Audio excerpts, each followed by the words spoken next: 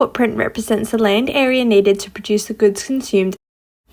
An ecological footprint represents the land area needed to produce the goods consumed and absorb the waste generated by an individual. Measured in global hectares, it covers food, shelter, mobility, goods and services.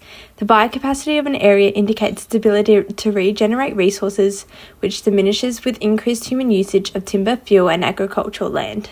Essentially, the ecological footprint quantifies how many hectares of forest, pasture, farmland and marine land are required to sustain human activity and manage waste, particularly carbon emissions.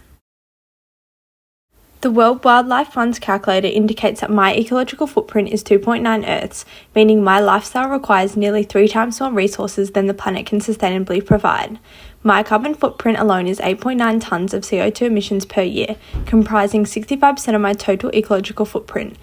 My footprint is divided into 5 major biomes, with mobility being the largest contributor, followed by foods and goods. Mobility significantly impacts my ecological footprint. My reliance on personal transportation, especially frequent car use, substantially increases my carbon emissions. Australia's transport sector is the third largest source of the nation's greenhouse gas emissions, accounting for 21% in 2023.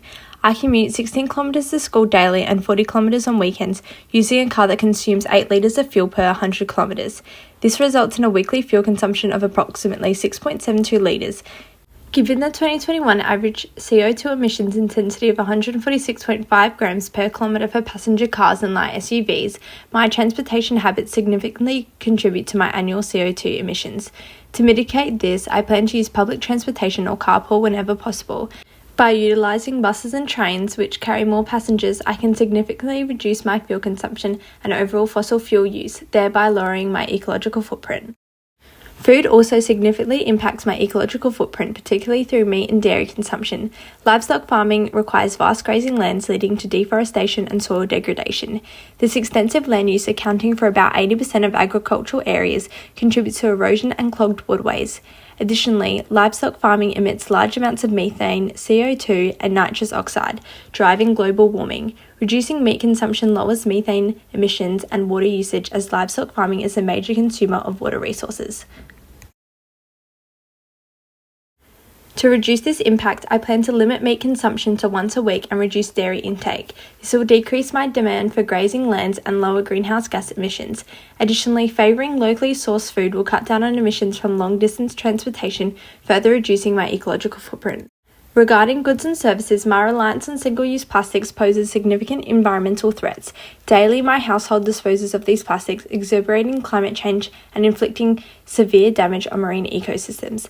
Annually, 13 million metric tonnes of plastic waste enter the oceans, devastating marine biodiversity. To address this, I will switch daily use items to reusables, such as utilising reusable coffee cups at shops and compostable fruit bags for groceries. This change will significantly decrease my habit of relying on single-use plastics and lessen my ecological impact. My home also impacts my ecological footprint due to high electricity consumption, largely because my 1970s house has poor insulation. As a result, heating and cooling systems are used more frequently, driving up energy use. In Australian homes, heating and cooling accounts for around 40% of total energy consumption. To reduce this, I plan to upgrade insulation, seal gaps and cracks, and use energy-efficient heating and cooling systems. Moreover, incorporating natural lighting and heating methods can significantly lower electricity usage. By maximising natural light through larger windows and skylights, I can reduce the need for artificial lighting. Utilising passive solar heating, which involves designing the home to capture and store solar energy, can naturally warm the house, thereby reducing reliance on electric heating systems.